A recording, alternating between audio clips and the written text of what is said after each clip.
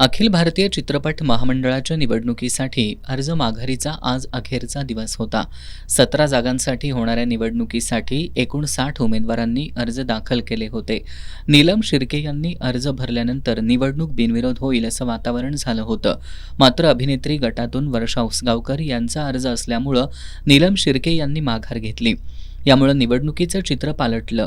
आज अर्ज माघारीचा अखेरचा दिवस होता. अखेरच्या दिवसापर्यंत एकूण 13 उमेदवारांनी अर्ज मागं घेतलेत.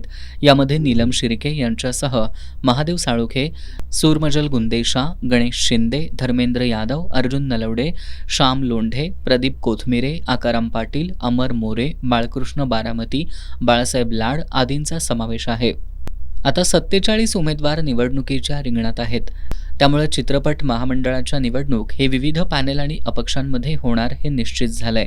माजी अध्यक्ष मेघराज राजे भोसले आणि माजी उपाध्यक्ष मिलिंद दाष्टेकर यांच्या नेतृत्वाखालील 2 पॅनेलमध्ये लढत होणार हे स्पष्ट झालंय.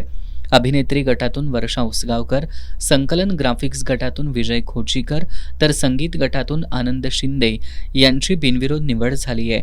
महामंडळाच्या निवडणुकीसाठी 7 जूनला कोल्हापूर, मुंबई आणि पुणे इथं मतदान होणार असून निकाल 8 जूनला जाहीर होणार आहे.